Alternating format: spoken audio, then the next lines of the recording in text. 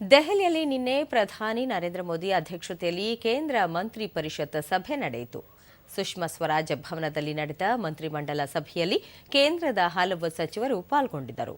ಈ ವರ್ಷದ ಏಪ್ರಿಲ್-ಮೇ ತಿಂಗಳಲ್ಲಿ ಲೋಕಸಭೆ ಚುನಾವಣೆ ನಡೆಯುವ ನಿರೀಕ್ಷೆ ಇರುವುದರಿಂದ ಈ ಸಭೆ ಮಹತ್ವದ್ದಾಗಿದೆ. 2047ರ ವೇಳೆಗೆ ವಿಕಸಿತ ಭಾರತ ಸಾಕಾರಗೊಳಿಸುವ ದೃಷ್ಟಿಕೋನದ ಕುರಿತು ಹಾಗೂ ಮುಂದಿನ 5 ವರ್ಷಗಳ ವಿಸ್ತೃತ ಕಾರ್ಯಯೋಜನೆ ಕುರಿತು ಸಭೆಯಲ್ಲಿ ಚರ್ಚಿಸಲಾಯಿತು. ಮೇ ತಿಂಗಳಲ್ಲಿ ಹೊಸ ಸರ್ಕಾರ ರಚನೆಯಾದ ನಂತರ 100 ದಿನಗಳಲ್ಲಿ ಅನುಷ್ಠಾನಗೊಳಿಸಬಹುದಾದ ಹಲವು ಕಾರ್ಯಕ್ರಮಗಳ ಕಾರ್ಯಸೂಚಿ ಕುರಿತು ಸಮಾಲೋಚನೆ ನಡೆಸಲಾಯಿತು.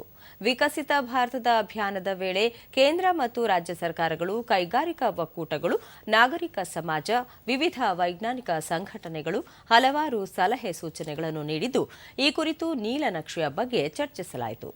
ಬಿಜೆಪಿ ನೇತೃತ್ವದ ಆಡಳಿತಾರೂಢ ರಾಷ್ಟ್ರೀಯ ಪ್ರಜಾಸತ್ತಾತ್ಮಕ ಒಕ್ಕೂಟವು 3ನೇ ಅವಧಿಗೆ ಕೇಂದ್ರದಲ್ಲಿ ಅಧಿಕಾರವನ್ನು ಉಳಿಸಿಕೊಳ್ಳುವ ವಿಶ್ವಾಸವನ್ನು ವ್ಯಕ್ತಪಡಿಸಿದೆ ಎಂದು ತಿಳಿದುಬಂದಿದೆ. ಚುನಾವಣಾ ಆಯೋಗವು 1-2 ವಾರಗಳಲ್ಲಿ ಲೋಕಸಭೆಗೆ ಚುನಾವಣಾ ವೇಳಾಪಟ್ಟಿಯನ್ನು ಪ್ರಕಟಿಸುವ ಸಾಧ್ಯತೆಯಿದೆ.